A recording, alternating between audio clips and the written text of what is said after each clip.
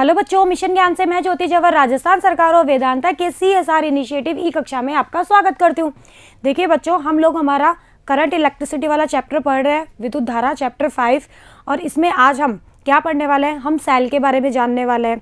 Cell, आंतरिक प्रतिरोध, terminal वोल्टा, विद्युत वाहक बल, इन सब के बारे में हम जानने वाले हैं। और आज हम पढ़ेंगे कि सेलों को किस तरह से हम संयोजित कर सकते हैं, जिसमें हम दो तरीके से इनको संयोजित करेंगे, एक श्रेणी क्रम और एक समांतर क्रम। ठीक है, और फिर हम विद्युत ऊर्जा के बारे में जानेंगे। तो हेडिंग लगाइए, सेल, विद्युत वाहक बल, टर्मिनल वोल्टा, आंतरिक प्रतिरोध और सेलों का संयोजन। मतलब आज हम बहुत सारे टॉपिक पढ़ने वाले हैं, लेकिन सारे टॉपिक एक दूसरे से रिलेटेड है, इसलिए हम इनको एक साथ डिस्कस करेंगे। ओके बच्चों, तो मेरे साथ साथ आप लोग नोट जरूर बनाते रहिएगा। वीडियो में आपको कोई भी प्रॉब्लम आ रही है तो आप वीडियो को बार बार देखिए। बुक में जो क्वेश्चंस दिए हुए हैं उनके आप लोग कंटिन्यू प्रैक्टिस करते रहिए और बुक की थ्योरी भी जरूर पढ़िए। ओके, चलिए सबसे पहले तो हम जानते हैं विद्युत सेल या सेल होता क्या है। होता है ना, क्या होता है सेल?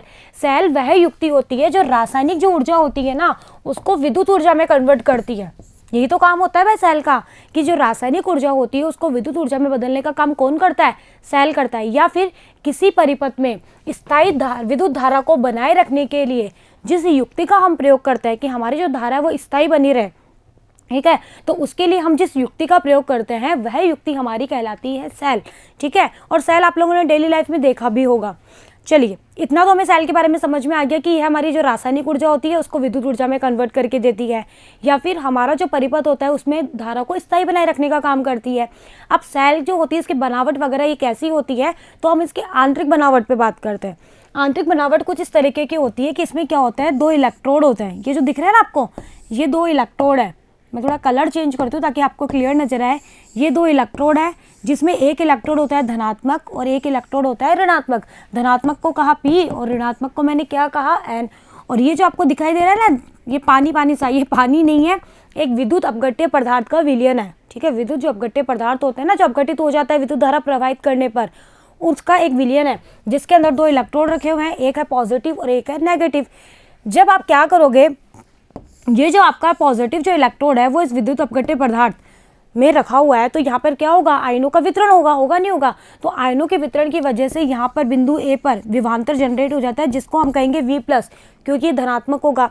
इसी तरह से यहाँ इस नेगेटिव जो इलेक्ट्रोड होता है इसके ऊपर भी विभवांतर होता है, वो विभव होता है, वो V नेगेटिव, जिसे हम कहेंगे V नेगेटिव। और जब आप इस परिपथ में कोई भी धारा प्रवाहित नहीं कर रहे हो ना, कि अभी हमने इसमें कोई भी धारा प्रवाहित नहीं करी है, तो यहाँ पर ये जो विभवांतर होता है वो नियत बना रहता है। ठीक है, ये सारी थ्योरी आपकी बुक में दी हुई भी है, आप लोग वहाँ से पढ़ लेना। और इस सेल की बनावट के बारे में मैंने यहाँ लिखा नहीं है नोट्स में, आप लोग अपनी बुक से लिख सकते हैं। मैंने बस आपको समझा दिया, यही है जो मैंने आपको समझा है, कुछ अलग सा नहीं है। ओके, तो ये सेल की आंतरिक बनावट है। चलिए, सेल की आंतरिक बनावट तो हमने जान ली कि इसमें दो इलेक्ट्रोड होते हैं जो विद्युत अपघट्य पदार्थ वाले विलयन में डूबे हुए रहते हैं। ठीक है, एक के ऊपर हमने V पॉजिटिव माना, एक के ऊपर V नेगेटिव माना, एक को धनात्मक कहा और एक को ऋणात्मक कहा। चलिए, इतना तो हमें समझ में आ गया। अब हमारा जो मेन काम आज जो हम पढ़ने वाले हैं ना, कि इसमें ना कुछ वर्ड्स आते हैं, जैसे विद्युत वाहक बल। सुना होगा ना आप लोगों ने बहुत बार कि बैटरी का विद्युत वाहक बल इतना है या बैटरी की टर्मिनल वोल्टा इतनी है। तो कभी दिमाग में क्वेश्चन आया होगा ना कि आखिर ये विद्युत वाहक बल क्या है, ये टर्मिनल वोल्टा क्या है, ये आंतरिक प्रतिरोध क्या है। हमारा मेन जो मकसद है आज वो इन चीज़ों को जानना है कि सेल के अंदर जो ये चीज़ें होती हैं ना, कि विद्युत वाहक बल क्या होता है, टर्मिनल वोल्टा, आंतरिक प्रतिरोध, ये सब क्या होता है, इनके बारे में हम आज जानते हैं। ओके बच्चों, चलिए सबसे पहले बात करते हैं विद्युत वाहक वोल्टा या विद्युत वाहक बल। अब देखो, बहुत बार बच्चे ऐसे होते हैं कि बल का नाम आया नहीं कि समझ लेते हैं कि कोई फोर्स है। ठीक है, देखो ये बिल्कुल भी कोई फोर्स नहीं है, ये एक तरह से विभवांतर ही होता है। इसका नाम भले ही विद्युत वाहक बल दिया गया है, लेकिन ये होता विभवांतर है। ये जो विद्युत वाहक बल जो नाम दिया गया है ना, ये ऐसे समझ लो कि जब इसको नाम दिया गया ना, तब लोगों को इसके बारे में इतनी अच्छी तरह से नॉलेज नहीं थी, जिसकी वजह से इन्होंने इसको विद्युत वाहक बल नाम दे दिया। अभी वो चलता आ रहा है तो उसको चलता ही रहने देते हैं। ठीक है, लेकिन ये होता क्या है, ये विभवांतर होता है। तो आप कभी भी इस बल की डेफिनेशन से इसको बल बिल्कुल मत समझिएगा। और जो हमारा विद्युत वाहक बल जो होता है ना, उसको हम किससे डिनोट करते हैं, इससे, ऐसा वाला, मतलब एक तो होता है E, इसको तो हम इलेक्ट्रिक फील्ड कहते हैं, इसलिए हम ऐसा वाला सिंबल नहीं लेते हैं, हम इसको इस तरह से एप्सिलॉन वाले सिंबल के रूप में इसको डिनोट किया जाता है। तो विद्युत वाहक बल हमेशा जब भी आपको ये सिंबल नजर आ जाए ना, समझ लेना कि ये इस बैटरी का, जैसे कभी अगर आप बैटरी देखोगे ना तो वहाँ लिखा हुआ भी रहता है कि इसका विद्युत वाहक बल इतना है या इसकी टर्मिनल वोल्टता इतनी है, तो वो आपको सिंबल देख के पहचान में आनी चाहिए। अगर आपको इसकी वैल्यू दे रखी है इट मीन्स ये विद्युत वाहक बल है, अगर आपको कैपिटल V दे रखा है इट मीन्स ये टर्मिनल वोल्टता है, अगर आपको स्मॉल r दे रखा है इट मीन्स ये आंतरिक प्रतिरोध है। ओके, आप जानते हैं कि आखिर ये विद्युत वाहक बल होता क्या है। अगर सेल खुली अवस्था में, खुली अवस्था का मतलब क्या है कि अगर सेल के जो इलेक्ट्रोड है ना, दोनों पॉजिटिव और नेगेटिव, उनके मध्य कोई भी, मतलब आप कभी कोई धारा प्रवाहित नहीं कर रहे हो, सेल खुली अवस्था में, ठीक है, तो सेल के जो दोनों इलेक्ट्रोड है ना, पॉजिटिव और नेगेटिव, उनके मध्य जो भी विभवांतर होगा उस वक्त जब आपने कोई धारा प्रवाहित नहीं करी है, यानी कि ओपन सर्किट है। ओपन सर्किट का मतलब ही यही होता है कि अभी सर्किट में किसी भी तरह की कोई धारा प्रवाहित नहीं हो रही है। तो अगर आपका ओपन सर्किट है तो सेल के जो दोनों इलेक्ट्रोड अभी हमने देखे ना, ये दोनों इलेक्ट्रोड, इनके मध्य जो भी विभवांतर होगा उसी विभवांतर को हम विद्युत वाहक बोलता या विद्युत वाहक बल कहते हैं। ओके बच्चों, तो आया समझ में। चलिए, और इसको किससे डिनोट करते हैं, इसको एप्सिलॉन से डिनोट करते हैं। अब आते हैं टर्मिनल वोल्टता पे कि टर्मिनल वोल्टता क्या होती है। टर्मिनल वोल्टता को हम कैपिटल V से डिनोट करते हैं। अब आखिर ये भी वोल्टता और ये भी वोल्टता, भाई विभवांतर वोल्टता एक ही बात है, तो ये भी वोल्टता वो भी वोल्टता, फिर इनमें फ़र्क क्या हुआ। फ़र्क हुआ अगर आपका सर्किट ओपन है तो जो भी विभवांतर होगा वो विद्युत वाहक बल कहलाएगा, और अगर आपका सर्किट क्लोज है, आपका सर्किट क्लोज है यानी कि आपने परिपथ में धारा प्रवाहित कर रहे हो, सेल की बंद अवस्था में, बंद अवस्था का मतलब है कि अब धारा प्रवाहित हो रही है, तो उस कंडीशन में सेल के इलेक्ट्रोडों के मध्य जो भी विभवांतर होगा, सेल के इलेक्ट्रोडों के मध्य जो भी विभवांतर होगा वो टर्मिनल वोल्टता कहलाएगी। क्योंकि अब जब आपने धारा प्रवाहित कर दी, ठीक है, तो अब दोनों जो इलेक्ट्रोड है इनके मध्य कुछ तो विभवांतर होगा, ठीक है, तो वो जो विभवांतर होगा वही हमारी क्या कहलाती है, टर्मिनल वोल्टता। तो दोनों में क्या फ़र्क हुआ, ये ओपन सर्किट के लिए दोनों इलेक्ट्रोडों के बीच का विभवांतर है और ये क्लोज सर्किट के लिए दोनों इलेक्ट्रोडों के बीच का विभवांतर है।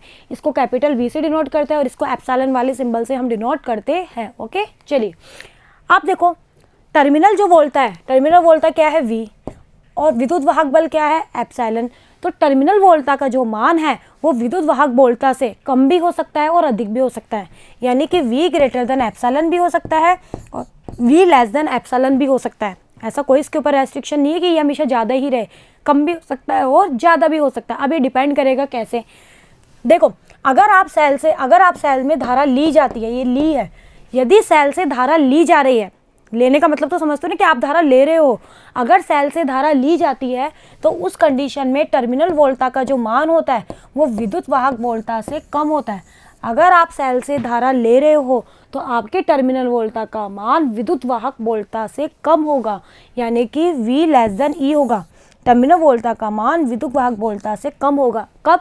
जब आप सेल से धारा ले रहे हो। लेकिन अगर आप सेल को धारा दे रहे हो, अगर आप सेल को धारा दे रहे हो तो उस कंडीशन में हमारा V ग्रेटर देन E होगा, यानी कि अगर सेल से धारा, यदि सेल को धारा दी जाए, अब आप सेल को धारा दे रहे हो तो टर्मिनल वोल्टता का मान विद्युत वाहक वोल्टता से अधिक होता है। तो आपको ये दोनों चीज़ें जो बहुत इंपॉर्टेंट है ये ध्यान में रखनी है और इनको उल्टा मत कर देना। कहीं ऐसा ना हो कि याद तो कर लो लेकिन कंफ्यूज होकर इनको उल्टा लिख दो, तो आपके सारे डेरिवेशन आगे के गलत हो जाएंगे। तो अगर आप सेल से धारा ली जा रही है, सेल से आप धारा ले रहे हो तो V लेस देन E होगा। तो उस कंडीशन में V बराबर होता है एप्सिलॉन माइनस IR, यानी कि कितना विद्युत वाहक बल है वो माइनस कितनी करंट फ्लो हो रही है वो, और R है आंतरिक प्रतिरोध। अभी हम जानेंगे कि आंतरिक प्रतिरोध क्या होता है। तो अगर सेल से धारा ली जाती है तो V होता है एप्सिलॉन माइनस IR। अब देखो, एप्सिलॉन में से कुछ घट रहा है ना, इट मीन्स V का मान एप्सिलॉन से कम ही होगा, इसलिए V लेस देन E। और अगर आप सेल को धारा दे रहे हो तो V होता है एप्सिलॉन प्लस IR। एप्सिलॉन में कुछ जुड़ गया तो V एप्सिलॉन से बढ़ गया तो V ग्रेटर देन E। तो ये दोनों फॉर्मूले बहुत बहुत इंपॉर्टेंट फॉर्मूले, ये आपको याद रखने हैं। अगर सेल से धारा लेते हैं तो V is equal to epsilon minus IR, अगर सेल को धारा देते हैं तो V is equal to epsilon plus IR। दे रहे हो तो पॉजिटिव लगा देना, ले रहे हो तो नेगेटिव लगा देना। बस कैसे भी आप अपने ट्रिक से, अपनी खुद की ट्रिक से कैसे भी इसको याद रखो, वो आपकी चॉइस है। चलिए, तो ये दोनों चीज़ें हमें यहाँ पे ध्यान रखनी है। अब हम जानते हैं कि हमारा आंतरिक प्रतिरोध जो हमने यूज़ किया ना, V is equal to epsilon minus IR और V is equal to epsilon plus IR, ये हमने जान लिया, ये भी जान लिया, ये तो करंट है ही, ये तो हम जानते ही हैं। कुछ ये वर्ड आ रहा है R, ये क्या होता है? देखो, सेल जो होता है, जो भी सेल होता है उनका कुछ आंतरिक प्रतिरोध होता है। अगर मैं आदर्श सेल की बात करूं, अगर मैं आइडियल की बात करूं कि कोई आइडियल सेल है, तो उसका जो आंतरिक प्रतिरोध होता है ना वो 0 होता है। प्रतिरोध होता है क्या है, धारा के मार्ग में जो रुकावट होती है वही तो प्रतिरोध होता है, ठीक है। लेकिन हम जानते हैं कि आदर्श चीज़ें बनाना पॉसिबल नहीं है। ये चीज़ें मैं आपको पहले भी बता चुकी हूँ, जब हमने वो गैल्वेनोमीटर को एमीटर में कन्वर्ट किया था, गैल्वेनोमीटर को वोल्टमीटर में कन्वर्ट किया था, तब भी मैंने बताया था ना कि आदर्श एमीटर वोल्टमीटर नहीं बनाए जा सकते हैं ना। उसी तरह से आदर्श सेल भी बनाना पॉसिबल नहीं है भाई। हम ऐसा कोई सेल नहीं बना सकते जिसका आंतरिक प्रतिरोध 0, लेकिन हम कोशिश तो कर सकते हैं कि ये 0 के लगभग बराबर हो, यानी कि कम से कम हो, ठीक है। तो सेल जो होता है, सेल के विलयन, सेल में विलयन के द्वारा, भाई हमने जो ये सेल है, सेल में एक विलयन भरा हुआ रहता है ना, तो इस विलयन के जो आयन होते हैं, विलयन के द्वारा आयंस के मार्ग में, भाई जो सेल है उसमें ये विलयन है, ये क्या करेंगे, जो आयंस होंगे उनके मार्ग में रुकावट ही तो उत्पन्न करेंगे, ठीक है। तो इसी रुकावट को हम कहते हैं क्या, आंतरिक प्रतिरोध। सेल के विलयन के द्वारा आयन के मार्ग में उत्पन्न बाधा, यानी कि सेल के अंदर जो ये विद्युत अपघट्य पदार्थ या जो विलयन हमने भरा है वो आयनों के मार्ग में क्या करेगा, बाधा उत्पन्न करेगा, ठीक है। जब बाधा उत्पन्न करेगा तो बाधा ही हमारी प्रतिरोध होती है। भाई हमारी जो धारा है उसके मार्ग में जो बाधा है वही तो प्रतिरोध होती है। तो यहाँ पर बाधा कौन उत्पन्न कर रहा है, सेल का विलयन, जो हमने विद्युत अपघट्य पदार्थ का जो विलयन भरा है वही तो उत्पन्न कर रहा है। तो सेल के विलयन के द्वारा आयंस के मार्ग में जो बाधा उत्पन्न होती है उसी को हम कहते हैं आंतरिक प्रतिरोध। और हर सेल का कुछ ना कुछ आंतरिक प्रतिरोध होता ही है, क्योंकि आइडियल सेल बनाना पॉसिबल नहीं है। हम ऐसा कोई सेल नहीं बना सकते कि जिसका आंतरिक प्रतिरोध 0, यानी कि ये विलयन आयंस के मार्ग में बाधा ना डाले, ऐसा पॉसिबल नहीं है। लेकिन हम इसको कम से कम जरूर बना सकते हैं। ओके बच्चों, तो आंतरिक प्रतिरोध आपको समझ में आया, यानी कि हर जो सेल होता है उसका आंतरिक प्रतिरोध होता ही होता है। तभी हम इसको इस तरह से लिखते हैं, जैसे ऐसे लिखा ना, तो इसके साथ में हम एक रेजिस्टेंस जोड़ते हैं जिसको हम कहते हैं आर। बहुत बार आपको ये चीज़ डायरेक्ट ऐसे मिलेगी, लेकिन इसी में ही ये इंक्लूड होता है, इसी में ही ये इंक्लूड होता है। ये देखो यहाँ पे देखो नहीं दिखाया ना, लेकिन ये इंक्लूड होता है, अभी हम आगे देखेंगे, ठीक है। तो बहुत बार होता है कि नहीं दिखाते हैं, लेकिन ये एक अंडरस्टूड चीज़ है कि आंतरिक प्रतिरोध है। बस ये होता है कि उसका मान बहुत कम होता है तो हम उसको नेग्लिजिबल भी कर देते हैं कभी कभार, ठीक है। लेकिन आंतरिक प्रतिरोध होता ही होता है, क्योंकि आइडियल सेल हम नहीं बना सकते हैं। ओके बच्चों, चलिए अब आंतरिक प्रतिरोध हमने जान लिया कि क्या होता है। तो आंतरिक जो प्रतिरोध होता है वो किस किस पर निर्भर करता है, कि आंतरिक जो प्रतिरोध आर है वो किस किस पर निर्भर करता है, तो वो आपको ध्यान रखना है। आर जो होता है proportional to CID upon A, CID ऐसे याद रख लो, CID अपॉन ए, ठीक है। वो CID सीरियल देखते थे ना आप, वो वाला CID नहीं है, लेकिन वहां से आप इसको याद रख सकते हो। ओके, सी का मतलब क्या होता है, जो भी आपने विलयन लिया है उसकी सांद्रता। अभी सांद्रता वगैरह क्या होती है केमिस्ट्री में आप लोग पढ़ते हो, तो मुझे आपको यहाँ बताने की कहीं कोई ज़रूरत नहीं है। आई होता है सेल से ली गई या सेल को दी गई धारा, उसके ऊपर भी डिपेंड करेगा। डी होता है इलेक्ट्रोड के बीच की दूरी, यानी कि जो ये इलेक्ट्रोड रखे हुए हैं ना, इनके बीच की जो दूरी है वो कितनी है, ठीक है, उस पर भी डिपेंड करता है। जितनी ज़्यादा दूरी उतना ही आंतरिक प्रतिरोध। ये भी देखो, अगर दूरी ज़्यादा तो आंतरिक प्रतिरोध ज़्यादा, इसीलिए इलेक्ट्रोडों को बहुत पास पास रखा जाता है, ठीक है, ताकि हमारा आंतरिक प्रतिरोध कम से कम हो, क्योंकि दूरी कम तो आंतरिक प्रतिरोध भी कम। और हमारा टारगेट क्या है, आंतरिक प्रतिरोध कम हो। हम यही तो चाह रहे हैं कि भाई हमारी धारा या आयंस के मान में कोई रुकावट ना आए। और एरिया ए होता है विलयन में डूबे हुए जो इलेक्ट्रोड है ना उनके भाग का क्षेत्रफल, यानी कि ये जो विलयन है, ये जो विलयन है इसमें जो इलेक्ट्रोड डूबे हुए हैं ना, इनका कितना क्षेत्रफल डूबा हुआ है इसमें, ठीक है, उस भाग का क्षेत्रफल हमारा ए होता है। यानी कि ये जितना ज़्यादा ये उतना ही कम। ये भी देखो आप, यानी कि इलेक्ट्रोड जितने ज़्यादा डूबे हुए रहेंगे विलयन में, यानी कि उनका क्षेत्रफल ज़्यादा होगा तो हमारा आंतरिक प्रतिरोध कम होगा। विलयन की सांद्रता जितनी कम आंतरिक प्रतिरोध कम, सेल से ली गई या सेल को दी गई धारा जितनी कम आंतरिक प्रतिरोध भी कम, इलेक्ट्रोडों के मध्य की दूरी जितनी कम आंतरिक प्रतिरोध भी कम। तो आर प्रोपोर्शनल टू होता है CID अपॉन ए। ओके बच्चों, चलिए अब आते हैं आंतरिक प्रतिरोध के सूत्र पे, कि हमें आंतरिक प्रतिरोध का फॉर्मूला डिराइव करना है। इजीली डिराइव कर सकते हैं। सेल की टर्मिनल वोल्टा, जब सेल से धारा ली जाती है, जब सेल से धारा ली जाती है तो हम जानते हैं V होता है एप्सिलॉन माइनस IR, और अगर सेल को धारा दी जाती है तो प्लस आ जाएगा। हम ली जाने की बात कर रहे हैं, तो V होता है इतना, तो यहाँ से R की वैल्यू निकाल लो, कितनी आ गई, इसको इधर ले आओ और इसको इधर ले आओ, epsilon minus V upon I। अब आपको पता है जो I होती है, करंट जो I होती है वो V is equal to IR होती है, ठीक है। v इज इक्वल टू क्या होती है आई, यार स्मॉल आई मान लो या कैपिटल आई, आपकी बुक में कैपिटल आई है, मैंने यहाँ सब जगह स्मॉल आई लेके चला है, आप चाहे तो इसको कैपिटल आई भी लेके चल सकते हैं, वो आपकी चॉइस है। तो r इज इक्वल टू आ गया epsilon minus v upon I, और यहाँ से i की वैल्यू रख दी, i कितना हो जाएगा v अपॉन r, ठीक है। तो ये आ गया epsilon minus v upon r। तो r का फॉर्मूला, अब इसमें है ना भाग दे दो, इस r को ऊपर ले आओ, तो ये आ गया epsilon minus v upon v into r, जहाँ ये तो है आपकी टर्मिनल वोल्टा और ये है आपका विद्युत वाहक बल, और r जो प्रतिरोध आप जोड़ोगे ना परिपथ में, ये वाला प्रतिरोध, ये आंतरिक प्रतिरोध नहीं है, जो परिपथ में आपने प्रतिरोध जोड़ा है वो वाला प्रतिरोध, ओके।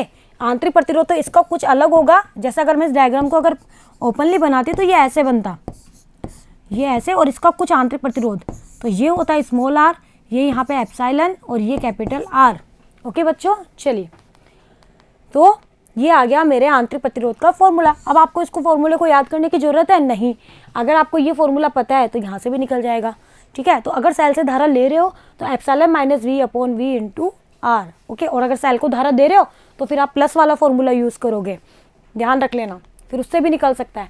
तो सेल का जो आंतरिक प्रतिरोध परिपथ में तभी कार्य करता है। अब देखो, ये आंतरिक जो प्रतिरोध है ना, ये हर कंडीशन में कार्य नहीं करता है। सेल का आंतरिक प्रतिरोध परिपथ में तभी काम करेगा जब आप या तो सेल से धारा ले रहे हो या सेल को धारा दे रहे हो। लेकिन अगर आपका जो परिपथ है वो ओपन है, ओपन का मतलब कोई धारा प्रवाहित नहीं हो रही है, ना आप ले रहे हो ना आप दे रहे हो, तो उस कंडीशन में आंतरिक जो प्रतिरोध होता है वो जीरो होता है। हमेशा ध्यान रखना, क्यों?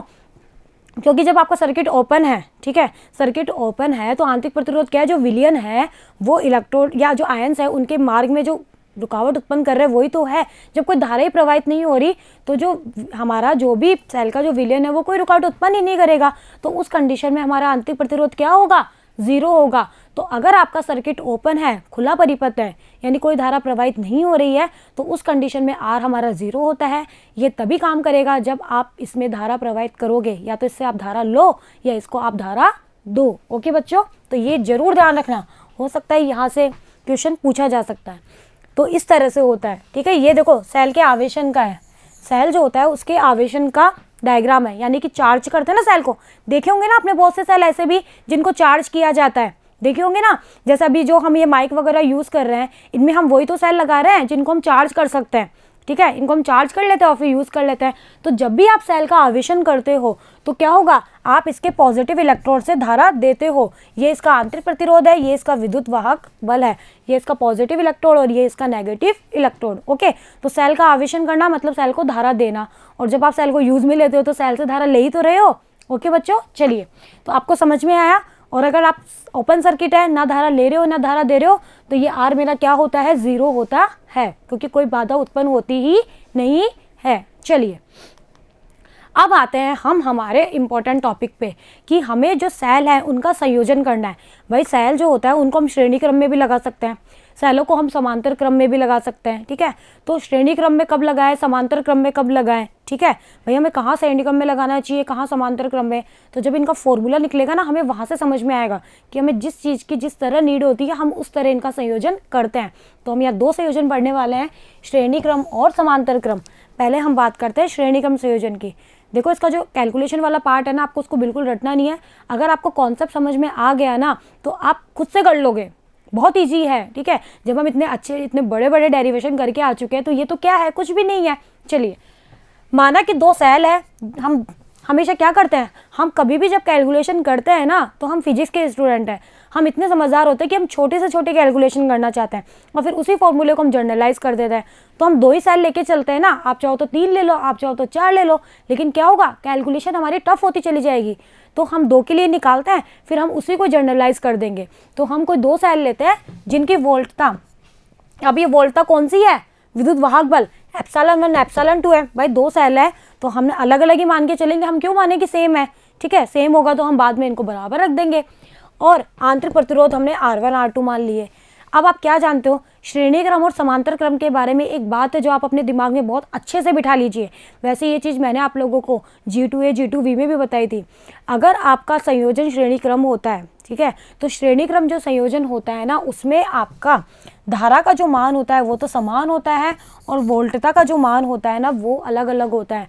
अगर आपके 2 प्रतिरोध श्रेणी क्रम में है तो आप अगर धारा प्रवाहित करते हो तो धारा का मान इन पे समान ही रहेगा, जबकि वोल्टता जो होगी वो अलग अलग होगी।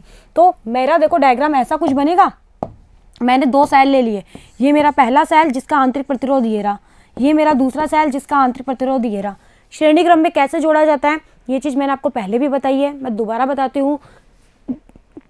पहले का तो दूसरा सिरा और दूसरे का पहला सिरा जोड़िए ऐसे, ये सेल है, इसका तो दूसरा सिरा, फिर आंतरिक प्रतिरोध तो आएगा ही आएगा, और फिर इसका पहला सिरा, ठीक है, इस तरह से जोड़ना है। तो ये हो गया मेरा श्रेणी क्रम संयोजन, और फिर इसका भी आंतरिक प्रतिरोध, इसका एप्सिलॉन 1 है, इसका एप्सिलॉन 2 है, ये R1 है, ये R2 है, ये बिंदु A है, ये बिंदु B है और ये बिंदु C है। अब देखो इस तरह से, और ये मेरा सर्किट, और ये हमने इसको एक प्रतिरोध से जोड़ दिया।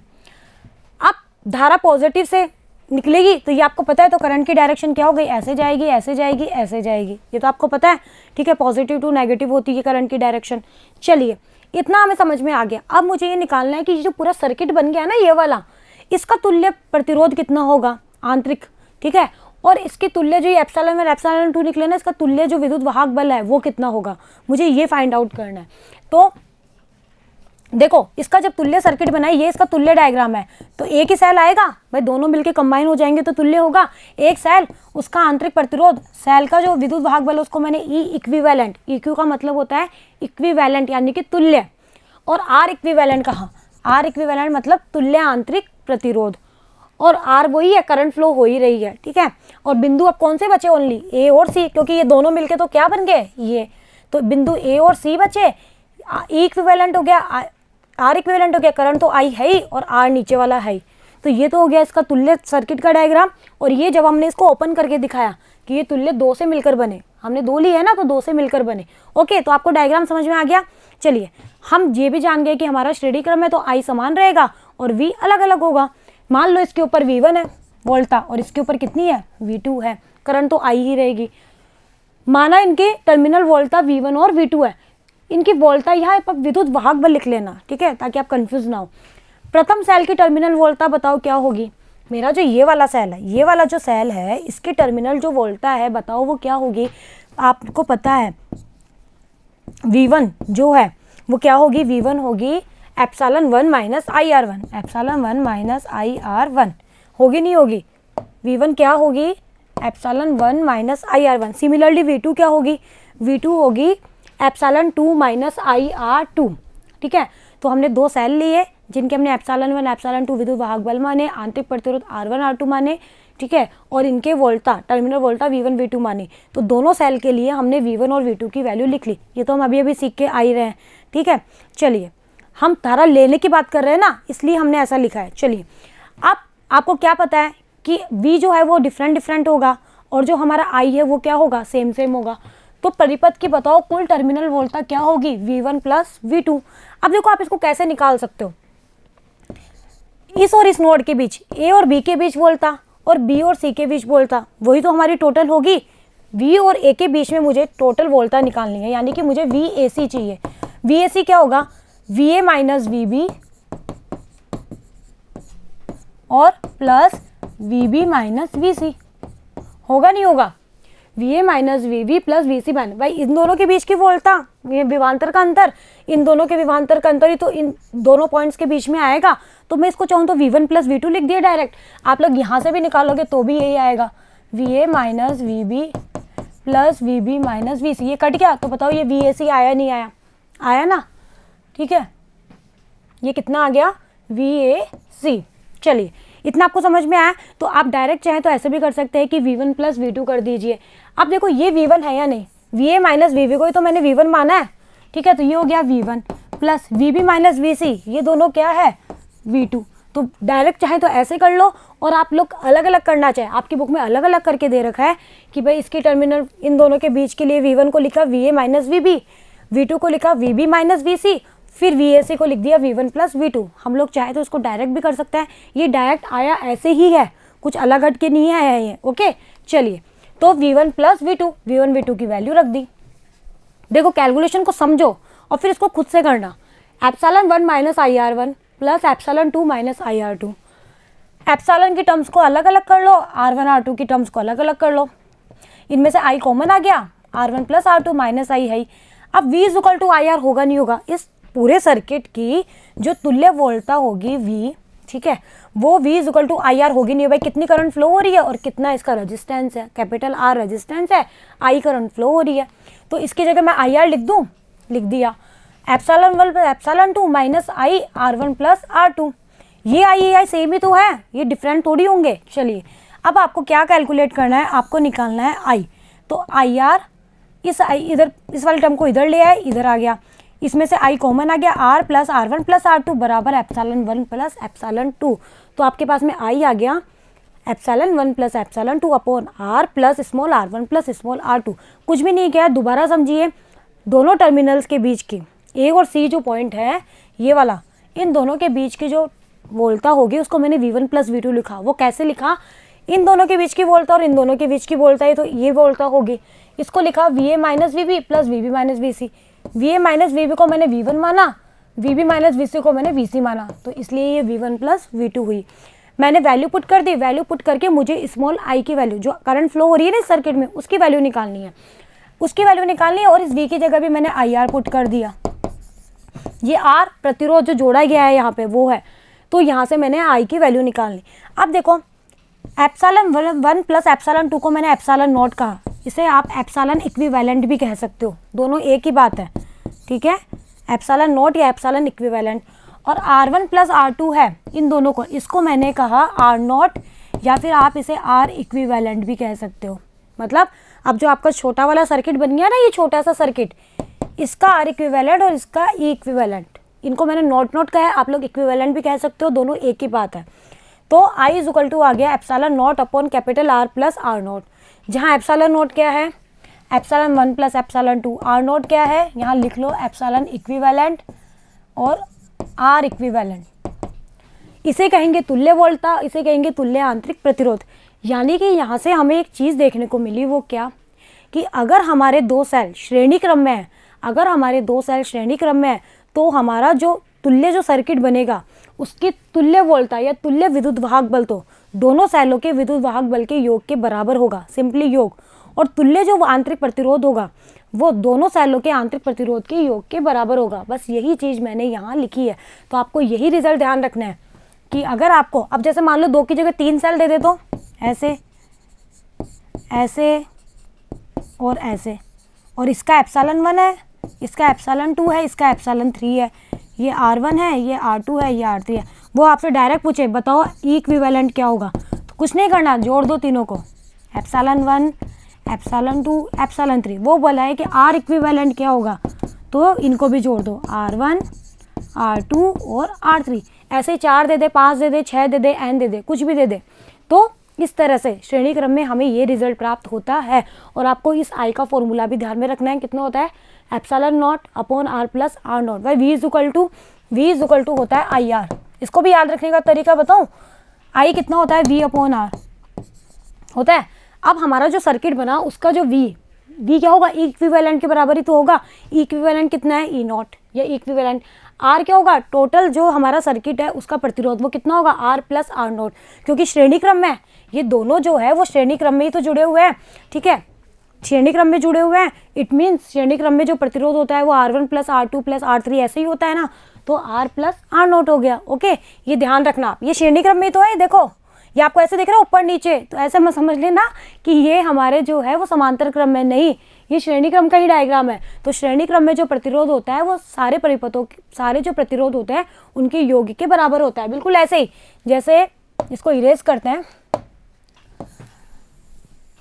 जैसे अगर 3 प्रतिरोध जुड़े हो ना श्रेणी क्रम में, ऐसे ऐसे, चल मान लो 2 है, R1 है, R2 है, तो इन दोनों का तुल्य प्रतिरोध R इक्विवेलेंट जो होगा वो R1 प्लस R2 होता है। तो ये दोनों अभी श्रेणी क्रम में ही है। तो बताओ पूरे सर्किट का तुल्य प्रतिरोध कितना हो गया, R प्लस R नॉट। और R नॉट की वैल्यू आपको पता ही है, R1 R2 है। और E इक्विवेलेंट कितना हो गया, E नॉट, B की जगह E इक्विवेलेंट। तो ऐसे आप ध्यान में रख सकते हो और इनकी वैल्यू आपको ध्यान में रखनी है। तो ये हो गया हमारे श्रेणी क्रम संयोजन का डेरिवेशन। ईजी था। चलिए अब आते हैं हम, क्या अगर हमारे n जो सेल है वो श्रेणी क्रम में हो, भाई अभी तो हमने 2 ही लिए, n हो तो क्या होगा, E इक्विवेलेंट। इसको वही E नोट करिए, ऐसा वाला E बनाइए, यहाँ थोड़ा सा मिस्टेक है, अब बना लेना, ठीक है, ये ऐसा वाला E बनेगा। क्योंकि हम इसको इलेक्ट्रिक फील्ड से लिखते हैं ना, इसलिए। तो बताओ E1 E2 E3 इन सब का योग कर दो, R में भी R का सबका योग कर दो, R1 R2 R3 लिख सकते हो। अगर आपके सारे ही जो प्रतिरोध उनके विद्युत वाहक बल, सारे जो सेल हैं उनके विद्युत वाहक बल समान हो जाए तो क्या करोगे? अगर सारे सेलों के विद्युत वाहक बल समान हो जाए तो यहाँ रखो, ये भी एप्सिलॉन एप्सिलॉन एप्सिलॉन एप्सिलॉन, तो n एप्सिलॉन आएगा, और यहाँ पे भी R R R R, तो NR आएगा। तो अगर सारे प्रतिरोध और सारे विद्युत वाहक बल समान है तो आपके ये फॉर्मूले हो जाएंगे। अब आपको जो टैबलेट खानी है वो क्या है? वो ये कि यदि संयोजन में, बहुत ही इंपॉर्टेंट चीज़ है इसलिए मैंने इसको टैबलेट पॉइंट का है, जो आपको हमेशा ध्यान रखनी है। और क्वेश्चन आपको कभी भी इजी नहीं देगा एग्जामिनर। आप 12th लेवल के स्टूडेंट हो तो आपको इजी क्वेश्चन तो देने से रहा, ठीक है, वो थोड़ा सा घुमाएगा, लेकिन वो घुमाएगा लेकिन आपको नहीं घूमना है। अगर आपको पूरा कॉन्सेप्ट आता है तो आपको बिल्कुल घूमने की जरूरत नहीं है। वो क्या? यदि संयोजन में किसी एक बैटरी की ध्रुवता को उलट दिया जाए, यदि संयोजन में किसी एक बैटरी की ध्रुवता को आपने उलट दिया, ध्रुवता क्या होती है? ये पॉजिटिव नेगेटिव, भाई ऐसे लगा रहे थे हम, और अब आपने इसने ऐसे कर दिया, इसका तो नेगेटिव इसका पॉजिटिव, एक बैटरी को। अभी तक हमने ऐसे ही किया, ऐसे तो लगा रहे थे, ठीक है। अब इसने एक बैटरी की ध्रुवता को पलट दिया, ये तो पॉजिटिव नेगेटिव है, आपके पास नेगेटिव पॉजिटिव आ गई, तो क्या होगा? तो देखिए, तो तुल्य जो विद्युत वाहक बल है वो ε1 माइनस ε2 हो जाएगा, क्योंकि आपने इस बैटरी की ध्रुवता को उलट दिया। तो अब आप लोग, अगर ये कंडीशन होती तो एप्सिलॉन इक्विवेलेंट होता, ε1 प्लस ε2 होता ना। अगर आपने बैटरी की ध्रुवता को उलट दिया तो अब आपका जो इक्विवेलेंट आएगा वो माइनस हो जाएगा, जिसको उल्टा है ना उसको माइनस, क्योंकि ध्रुवता पलट गई इस वजह से माइनस ε2। ओके, तो ये चीज़ ध्यान रखना। तो हमेशा डायग्राम को अच्छे से देखना कि उसने बैटरी की ध्रुवता को सबको सेम रखा है या पलट दिया, जिसको पलट दिया उसके आगे माइनस लगा देना बस, ठीक है। ये पॉजिटिव है और इसको पलटा तो इसको माइनस कर दिया, लेकिन आपका आर इक्विवेलेंट नहीं बदलेगा। बैटरी की ध्रुवता को पलटो चाहे नहीं पलटो, आर इक्विवेलेंट तो सिंपली योग होगा, क्योंकि आर जो है उसमें तो ध्रुवता का कोई प्रभाव नहीं पड़ेगा, लेकिन हमारे जो विद्युत वाहक बल है उसमें ध्रुवता का प्रभाव पड़ता है। इसलिए ये चीज़ आप लोग बहुत ज़्यादा अच्छे से ध्यान रखना, बुक में इसके ऊपर न्यूमेरिकल आप करके देखना, ठीक है। लेकिन डायग्राम को पहले अच्छे से देखना कि उसने डायग्राम कैसे बनाया। बहुत बार होता है कि हम जल्दबाजी में डायग्राम को ढंग से देखते ही नहीं है और बस फॉर्मूला याद था लगा दिया, और फिर जब घर आके देखते हैं अरे ये तो गलत हो गया। तो इसलिए डायग्राम को अच्छे से देखना, उसके बाद न्यूमेरिकल सॉल्व करना। ओके बच्चों, चलिए अब हम आते हैं हमारे समांतर क्रम संयोजन पे, कि अगर हमें दो सेल दे दिए जाए और हम उनको समांतर क्रम में संयोजित करें तो हमारा तुल्य प्रतिरोध यानी कि तुल्य जो विद्युत वाहक बल है वो कितना होगा, तुल्य आंतरिक प्रतिरोध कितना होगा। समांतर क्रम में अगर आप लोगों को याद हो तो कैसे जोड़ते हैं मैंने बताया भी है। जैसे अगर मुझे दो प्रतिरोधों को समांतर क्रम में जोड़ना है तो दोनों के पहले सिरे को कॉमन बिंदु से और दोनों के दूसरे सिरे को भी कॉमन बिंदु से जोड़ते हैं, तो ये होता है हमारा समांतर क्रम संयोजन। ऐसे ही होता है ना। तो यहाँ भी आपको ऐसे ही करना है। आपने दो सेल ले लिए हैं, ये आपका पहला सेल है, ये दूसरा है। इन दोनों के पहले बिंदु को, पहले जो पॉइंट है उसको कॉमन बिंदु से जोड़ दिया, ये इनके आंतरिक प्रतिरोध और इसको दूसरे कॉमन बिंदु से जोड़ दिया, तो ये हो गया हमारा समांतर क्रम संयोजन। एक आर प्रतिरोध हमें लगाना ही है हमारे। चलिए, इसका ε1 विद्युत वाहक बल है, इसका R1 है, इसका ε2 है, इसका R2 है। अब इसका जब इक्विवेलेंट सर्किट बनाएंगे तो वैसे तो बनेगा, ये आ गया इक्विवेलेंट, ये आ गया आर इक्विवेलेंट, ये आर, ये दोनों तो अभी भी सीरीज में ही है। जो आर इक्विवेलेंट होगा वो तो आर के साथ सीरीज में ही होगा। ये दोनों शेल समांतर क्रम में, लेकिन इन दोनों का जो इक्विवेलेंट होगा वो तो इसके साथ में क्या है, सीरीज में ही है। चलिए, अब ये इसका क्या आ गया, हमारा सर्किट तुल्य डायग्राम आ गया। अब आपको समांतर क्रम संयोजन के बारे में भी बहुत इंपॉर्टेंट चीज़ पता होनी चाहिए। वो क्या, समांतर क्रम जो संयोजन होता है उसमें हमारे वोल्टेज का मान तो होता है समान, लेकिन हमारी धारा का मान होता है असमान। यानी कि इस वाले में धारा होगी I1, इस वाले में धारा होगी I2, और इन धारा I1 और I2 का जो योग होगा वो मेरा I के बराबर होगा, I1 प्लस I2। आप इसको कैपिटल माने तो कैपिटल मान लेना। क्यों, क्योंकि धारा भाई दोनों पॉइंट से नोड पर आएगी तो दोनों जुड़ के तो आएगी, ठीक है। तो टोटल धारा क्या होगी, I1 प्लस I2, लेकिन इस पर्टिकुलर के लिए I1 होगी और इस पर्टिकुलर के लिए I2, लेकिन इस पर्टिकुलर के लिए टर्मिनल वोल्टता V ही रहेगी, इसके लिए भी V ही रहेगी, क्योंकि समांतर क्रम संयोजन में वोल्टेज जो होता है वो समान होता है, तो दोनों के लिए V ही रहेगा। तो बस अब आपको कुछ नहीं करना, दो सेल हैं जिनके ε1 ε2 R1 R2 हमने माने हैं। समांतर क्रम संयोजन में टर्मिनल वोल्टता का जो मान होता है वो समान होगा और धारा का मान अलग अलग होगा, इसलिए हमें I1 I2 मानना पड़ेगा। टर्मिनल वोल्टा क्या होती है, V epsilon 1 minus I1 R1। अब I1 लिखा ना हमने क्योंकि हमारी धारा अलग अलग है, जबकि V को V1 नहीं लिखा, V ही लिखा। यहाँ से आप I1 की वैल्यू निकालो।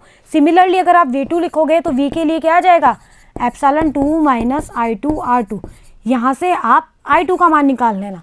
अब हम इस डेरिवेशन को दो तरीके से करेंगे, ठीक है।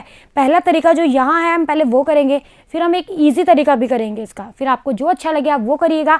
लेकिन फिर भी मैं आपको यही एडवाइस करूँगी कि आप एक बार दोनों तरीके से इसको ज़रूर करना, ताकि अगर मान लो एग्जाम में एक तरीका भूल जाओ तो दूसरा तो दिमाग में रहेगा ना, इसलिए। ओके बच्चों, चलिए अब आपको कुछ नहीं करना। यहाँ से आपने I1 निकाल लिया ना, I1 इज इक्वल टू आ गया epsilon 1 minus V upon R1। V is equal to epsilon 1 minus R1, ये यही तो है। V की जगह IR पुट कर दो भाई, V तो IR के बराबर होगा ही नहीं होगा इस सर्किट से।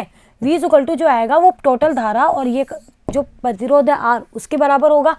यहाँ पे रख दिया, यहाँ पे रख के आपको इन सबको सॉल्व करके एप्सिलॉन 1 निकालना है। आप सॉल्व कर लेना, जो टर्म कॉमन आ रही है उसको कॉमन ले लेना, इन सबको सॉल्व करके आपको एप्सिलॉन 1 निकालना है।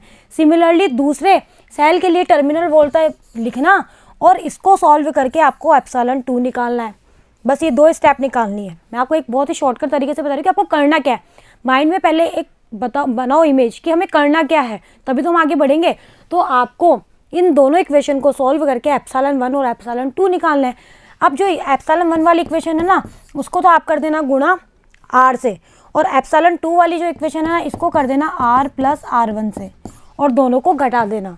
ये देखो इक्वेशन जो 1 है उसको तो R से कर दिया, इक्वेशन जो 2 है उसको R प्लस R1 से कर दिया और दोनों को घटा दिया। ये स्टेप आ जाएगी और इसको सॉल्व करके आपको I2 की वैल्यू मिलेगी, ठीक है। जब आपको I2 की वैल्यू कुछ इस तरह से मिलेगी। अब आपको I2 मिल गई, आपको चाहिए I1, क्यों? क्योंकि हम जानते हैं कि हमारी जो टोटल करंट होगी वो I1 प्लस I2 होगी, तो हमें I1 I2 की वैल्यू लेके आनी है। I2 की वैल्यू आ गई। अब आपको I2 के लिए दोबारा से इतना सब कुछ करने की झंझट नहीं करनी है। आप इस I2 को देखते हुए I1 की वैल्यू सिमिलरली लिख सकते हो। जहाँ जहाँ एप्सिलॉन 1 है वहाँ एप्सिलॉन 2 कर दो, जहाँ जहाँ R1 है वहाँ वहाँ R2 कर दो। तो जब आप करोगे तो I1 आएगा, ये कर लेना इजीली। जहाँ जहाँ एप्सिलॉन 1 था उसमें वहाँ एप्सिलॉन 2 कर दो, जहाँ जहाँ आपका R1 था वहाँ वहाँ R2 कर दो। और अगर आप लोगों को विश्वास नहीं हो कि यही I1 निकलेगा तो आप इस स्टेप को वापस से दोहराना, ठीक है। चलिए, और I1 और I2 की वैल्यू मिल जाने पर I में इनकी वैल्यू रख देना और टोटल I निकाल लेना। टोटल I आपके पास में यहाँ तक आप पहुँच जाओगे ईजिली। जब आप सॉल्व करोगे तो आप यहाँ तक पहुँच जाओगे, कुछ भी नहीं करना है। यहाँ तक आप जब पहुँच जाओगे तो यहाँ से R1 R2 में R1 R2 का ऊपर नीचे भाग कर देना, ठीक है। जब आप ऊपर नीचे भाग करोगे तो ये स्टेप आएगी, यहाँ से ये कट जाएगा तो सिर्फ इसके नीचे आएगा। यहाँ तक आप इजीली पहुँच जाओगे। खुद से हैंड से इस कैलकुलेशन को करना, तब आप आसानी से कर लोगे। जब आप I में पहुँच गए तो I में जो ऊपर होता है वो हमारा E इक्विवेलेंट होता है, इसको लिख देना E इक्विवेलेंट या E नॉट। R के प्लस में जो होता है वो R इक्विवेलेंट या R नॉट होता है। बस, तो आपको E इक्विवेलेंट और R इक्विवेलेंट दोनों की वैल्यू यहाँ से फाइंड आउट हो जाएगी, वो ये आएगी, ठीक है। यहाँ तक आप पहुँच जाए, बस ये हमारा डेरिवेशन खत्म। भाई हमें E इक्विवेलेंट और R इक्विवेलेंट ही तो निकालना है। चलिए, अब दूसरा तरीका क्या है वो समझिए। दूसरा तरीका कुछ भी नहीं है, आप क्या करिए, V1 V लिख लिया दोनों के लिए, I1 R1 के लिए, वो I1 के लिए और I2 के लिए, दोनों के लिए V लिख लिया, दोनों से I1 I2 निकालिए। और अब आप लोग इतनी मातापच्ची मत करिए, आप लोग क्या करिए, आप लोग क्या जानते हैं, आप लोग जानते हैं कि हमारा जो टोटल I होगा सर्किट का वो I1 प्लस I2 होगा। होगा नहीं होगा? होगा। I बराबर I1 कितना निकला, I1 मेरा निकला है कितना, ये रहा epsilon 1 minus V upon R1, epsilon 1 minus V upon R1। Similarly जब I2 निकालोगे तो वो आएगा epsilon 2 minus V upon R2। होगा नहीं होगा? होगा। बस आपको इसको सॉल्व करना है। एलसीएम ले लो R1 R2, R1 से R1 कटेगा तो R2 गुणा होगा epsilon 1 minus V, plus R2 से R2 कटेगा तो R1 मल्टीप्लाई होगा एप्सिलॉन 2 माइनस V। अब आप इसको सॉल्व कर लो, ब्रैकेट खोल के epsilon 1 R2 minus V R2 plus epsilon 2 R1 minus V R1। बहुत सिंपल सी कैलकुलेशन है, कुछ भी ऐसी बहुत टिपिकल नहीं है। इतना आपको समझ में आया? चलिए, जब इतना समझ में आ गया तो इन दोनों टर्म को एक जगह लिख लो, इनको एक जगह लिख लो, ε1r2 प्लस ε2r1 को एक जगह लिख लिया, इनमें से माइनस v कॉमन ले लिया, कॉमन है, ये आ गया r1 प्लस r2 और पिन पूरे के नीचे क्या है r1 r2। अब आप यहाँ से इस v की वैल्यू निकाल लो, इस v टर्मिनल वोल्टा की वैल्यू निकाल लो। जब आप टर्मिनल वोल्टा v की वैल्यू निकालोगे तो बताओ कितनी आएगी। पहले इन दोनों को अलग अलग कर लो, यहाँ से एक स्टेप आप लोग और लिख सकते हो, वो क्या, I इज इक्वल टू आ गया ε1r2 ε2r1। मैंने इस r1 r2 को दोनों में अलग अलग भाग दे दिया, minus v r1 plus r2 upon r1 r2। ठीक है, ये स्टेप यहाँ तक हम पहुँच गए। ठीक है, ये अलग से स्टेप है, आप लोग मिक्स मत कर देना, खुद से करना बहुत इजीली हो जाएगी। अब हमें इस v की वैल्यू निकाली, इस v को इधर ले आए और इस i को जो है हमने इधर भेज दिया, v इधर जाके पॉजिटिव हो जाएगा, i इधर आके नेगेटिव हो जाएगा। तो v और v के गुणा में क्या है मेरा r1 plus r2 upon r1 r2, ये चल ही रहा है। ठीक है, बराबर कितना आ गया ε1r2 ε2r1 upon r1 r2, ये तो था ही, और माइनस i। यहाँ तक आ गए हम। अब आपको क्या करना है, हमें तो v चाहिए, तो इस पूरी चीज़ का, ये जो पूरी टर्मिनल है इसका इसमें भाग दे दो। जब आप इसका इसमें भाग दोगे तो ऐसे स्टेप पे पहुँचोगे, ε1r2 plus ε2r1 upon r1 r2 था ही, और जब इस पूरी चीज़ का यहाँ भाग दोगे तो ऐसा आएगा r1 plus r2 upon r1 r2, ऐसा कुछ आएगा। और माइनस i में भी ये आएगा, i में भी ये चीज़ आएगी ना। जब आप i में भाग दोगे इसका तो ये r1 r2 ऊपर चल जाएगा और r1 प्लस r2 नीचे आ जाएगा, आएगा नहीं आएगा, ये इससे कट गया। तो बताओ हमारे पास में v कितना आ गया, मैं यहाँ लिखती हूँ, v आ गया ε2r1 minus plus ε1r2 upon r1 r2 बचा नीचे, ये तो बचा क्योंकि ये तो कट गया, और minus i r1 r2 upon r1 plus r2। बताओ v इज इक्वल टू, अब v का फॉर्मूला क्या होता है, e minus I R. v is equal to होता है epsilon minus I R, e क्या एप्सिलॉन, यानी कि ये जो चीज़ होगी वो तो मेरी होगी ई इक्विवेलेंट, क्योंकि ये v मेरा टोटल v है, तो E equivalent minus R equivalent, minus as it is है, आई एज इट इज़ है, तो ये हो गया मेरा आर इक्विवेलेंट। और बताओ क्या हमने भी यही निकाला है, अगर हम देखें तो हमारा भी यही निकल रहा है, इतना ही निकल रहा है, E equivalent ε2r1 plus ε1r2 upon r1 r2, R equivalent निकल रहा है r1 r2 upon r1 plus r2। और यहाँ से भी तो यही निकल रहा है, ये देखो, ये इक्विवेलेंट और ये आर इक्विवेलेंट। तो आप इससे भी कर सकते हो, वो आपकी इच्छा है कि आपको दोनों में से कौन सा तरीका अच्छा लगा वो आप कर लेना। ओके बच्चों, तो हम लोग पहुँच गए कहाँ पे, यहाँ, कि हमने ई इक्विवेलेंट और आर इक्विवेलेंट की वैल्यू निकाल ली।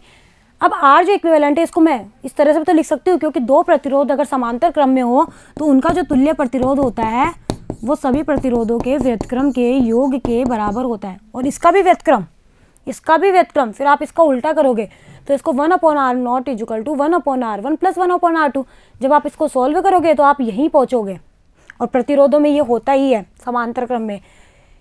ई नॉट में से अगर मैं E not divided by R not करूँगी तो आएगा E1/r1 प्लस E2/r2, इस तरह से आएगा। ठीक है, तो ये दोनों फॉर्मूले भी आपको ध्यान में रखने, ये यहीं से ही निकला है। ठीक है, ई नॉट में आर नॉट का भाग दे दिया, जब आप भाग दे के करोगे तो आपके पास आएगा ε1/r1 प्लस ε2/r2 ऐसे। तो ये आ गया मेरा समांतर क्रम संयोजन के लिए ई इक्विवेलेंट और आर इक्विवेलेंट की वैल्यू। चलिए, अगर हमारे एन सेल हो तो क्या होगा, तो आर इक्विवेलेंट कितना होगा 1/r0, सभी प्रतिरोधों का व्युत्क्रम करके योग कर दो और इसका भी व्युत्क्रम, E0/r0 कितना हो जाएगा, इस तरह से लिख दो। अब तो आसान हो गया ना। चलिए, यदि समान वोल्टा और समान आंतरिक प्रतिरोध के एन सेल समांतर क्रम में संयोजित हो, अगर वो ये कह रहा है कि सारे के सारे सेल हैं उनके आंतरिक प्रतिरोध भी समान है और विद्युत वाहक बल भी समान है, तो बताओ क्या होगा, N/R आएगा नहीं आएगा, भाई R1 R2 R3 की तरह R रख दो, जोड़ोगे तो N/R, और यहाँ पे भी क्या आएगा N/R, ये आएगा नहीं आएगा, आएगा ना। तो ये हो गया हमारा समांतर क्रम संयोजन का डेरिवेशन कंप्लीट। दो तरीके मैंने आपको बताए, आपको जो अच्छा लगे आप वो चूज कर सकते हो। ओके बच्चों, अब हम पढ़ते एक छोटा सा टॉपिक और है। हालांकि ये जो वीडियो बहुत लेंथी वीडियो हो गई, लेकिन सारे टॉपिक लिंक थे और बिल्कुल इजी डेरिवेशन थे। अब हम इसमें पढ़ते हैं विद्युत ऊर्जा के बारे में। ठीक है, कि विद्युत जो ऊर्जा होती है वो क्या होती है, इलेक्ट्रिक एनर्जी क्या होती है। अब देखो, किसी निश्चित समय में किसी विद्युत सेल द्वारा परिपथ में धारा प्रवाहित या धारा प्रवाहित आएगा, धारा प्रवाहित करने के लिए किया गया जो कुल कार्य होता है, आपको अच्छे से पता है कि कार्य ही आपका जो होता है वो किसके रूप में संचित होता है, ऊर्जा के रूप में। भाई आपका किया गया जो कार्य होता है वही ऊर्जा के रूप में संचित होता है। तो किसी निश्चित समय में विद्युत सेल के द्वारा विद्युत परिपथ में धारा प्रवाहित करने के लिए किया गया जो कार्य होता है वही परिपथ को दी गई विद्युत ऊर्जा कहलाती है। ओके, चलिए, विद्युत ऊर्जा तो हमें पता है। यदि आर प्रतिरोध के तार में, मान लो कोई आर प्रतिरोध का तार है जिसमें आई एम्पेयर की धारा आप प्रवाहित कर रहे हो, तो टी समय तक धारा आपने प्रवाहित करी, और कितने समय तक करी, टी समय तक। तो तार से प्रवाहित होने वाले आवेश की मात्रा, आवेश के बारे में हम लोग बहुत अच्छे से पढ़ चुके हैं। क्यू जो होता है वो कितना होता है, आई इंटू टी होता है, नहीं होता, होता है ना, आई जो होता है वो क्यू अपॉन टी होता है, तो Q is equal to I T. तो तार से इतने आवेश प्रवाहित होंगे, आई एम्पेयर की धारा टी समय तक आपने प्रवाहित करी तो तार में आवेश कितने होंगे, क्यू आई टी होंगे। यदि तार के सिरों पर वी विभवांतर आरोपित किया जाए और विभवांतर की परिभाषा से क्यू आवेश को, भाई अब यहाँ पे क्यू आवेश हो चुके और तार के सिरों के मध्य जो विभवांतर है वो वी है, ठीक है। तो क्यू आवेश को तार के एक सिरे से दूसरे सिरे तक प्रवाहित करने में विद्युत स्रोत के द्वारा किया गया कुछ कार्य तो आपको करना पड़ेगा ना। भाई ये जो आवेश क्यू है इसको तार के एक सिरे से दूसरे सिरे तक प्रवाहित करने के लिए जो भी विद्युत स्रोत है उसके द्वारा किया गया जो कार्य होगा वही तो विद्युत ऊर्जा होगी। तो बताओ वो किया गया कार्य कितना होगा, डब्ल्यू। डब्ल्यू होता है क्यू वी, होता है नहीं होता, डब्ल्यू इज इक्वल टू होता है क्यू वी। वोल्टेज और आवेश की फॉर्म में डब्ल्यू होता है क्यू वी। अब वी की जगह आप आई टी, क्यू की जगह आपने आई टी रख दी तो वी आई टी, तो ये आ गया मेरा डब्ल्यू। अब ओम का नियम क्या कहता है कि वी जो होता है वो आई आर होता है, तो आपने यहाँ पे वैल्यू पुट कर दी तो डब्ल्यू आ गया आई स्क्वायर आर टी या फिर V square upon R T. मतलब आपको किसी की भी फॉर्म में दे आप लोग यहाँ से निकाल सकते हैं। अगर आपको वी आर और टी की वैल्यू दे रखी है तो डब्ल्यू निकाल सकते हैं, आई आर और टी की वैल्यू दे रखी है तो डब्ल्यू निकाल सकते हैं। तो आपको एक फॉर्म से दूसरे फॉर्म में कन्वर्ट करना आना चाहिए और ये आपको रटना नहीं है, आपको कोई एक फॉर्मूला याद होना चाहिए। V is equal to I R से आप एक दूसरे से इनको रिप्लेस कर सकते हो। तो ये आगे मेरे किया गया कुल कार्य जो ही हमारी क्या होगी, विद्युत ऊर्जा होगी। और विद्युत ऊर्जा का जो एसआई मात्रक होता है वो जूल होता है, ये तो हम पढ़ चुके हैं ना। ऊर्जा का जो स्टैंडर्ड जो मात्रक होता है वो जूल होता है और इसको कैपिटल जे से लिखते हैं। एक जो जूल होता है वो 1 वॉट इंटू सेकेंड के भी बराबर होता है। एक जो जूल होता है वो 1 वॉट इंटू सेकेंड के बराबर होता है, ये भी आपको पता है। तो विद्युत ऊर्जा का जो व्यावसायिक मात्रक है, मतलब जो व्यवसाय जो यूज़ करते हैं ना हम लोग, वो हम किलो वॉट होवर यूज़ करते हैं। क्या यूज़ करते हैं, किलो वॉट होवर, ठीक है। विद्युत ऊर्जा का जो व्यावसायिक जो मात्रक होता है वो किलो वॉट होवर होता है और इसे बोर्ड ऑफ ट्रेड यूनिट या विद्युत यूनिट भी कहते हैं। और ये जो किलो वॉट होवर है ना इसको BOTU या विद्युत यूनिट भी कहते हैं, ठीक है। किलो वॉट होवर को हम विद्युत यूनिट भी कहते हैं या फिर board of trade unit BOTU। हो सकता है आपसे ये फुल फॉर्म पूछ ली जाए, BOTU की फुल फॉर्म क्या है, तो क्या है, बोर्ड ऑफ ट्रेड यूनिट, ध्यान रखना। तो ऐसा ही मात्रक तो है जूल, लेकिन व्यवसायिक रूप में जो हम लोग यूज़ करते हैं वो है किलोवाट हावर और इसे हम विद्युत यूनिट भी कहते हैं। एक विद्युत यूनिट यानी कि जो एक विद्युत यूनिट होती है ना, ये हम काम में भी तो लेते हैं। एक जो विद्युत यूनिट होती है वो 1 किलोवाट हावर के बराबर होती है। तो 1 किलोवाट इंटू हावर, हावर का मतलब क्या होता है, घंटा। इसको कन्वर्ट करो, किलो को वॉट में कन्वर्ट किया तो 1000 से गुणा किया, घंटे को सेकंड में कन्वर्ट किया तो 3600 से गुणा किया, ठीक है। तो 1 किलोवाट जो हावर होता है उसमें 3.6 इंटू 10⁶ वॉट पर सेकंड होते हैं। ये आपको याद रखना है और याद रखने की कहीं नीड नहीं है, आप इसको 1 सेकंड में निकाल भी सकते हो, वॉट सेकंड ये, और इसे ही हम कहते हैं जूल। तो 1 किलोवाट हावर में कितने जूल होते हैं, 3.6 इंटू 10⁶ जूल। ये आपको ध्यान में रखना है, ओके बच्चों। और आप इजीली निकाल सकते हो, कुछ टिपिकल था, किलोवाट को वॉट में कन्वर्ट कर लिया, हावर को सेकंड में कन्वर्ट कर लिया, बस सॉल्व कर लिया।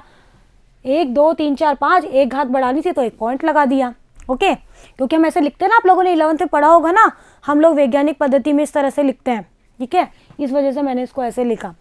तो ये आ गया मेरा 1 किलोवाट हावर। अब आपको जो ध्यान में रखना है वो क्या, जूल का नियम, ये आप लोग पढ़ के आ चुके हो 11th में, ठीक है।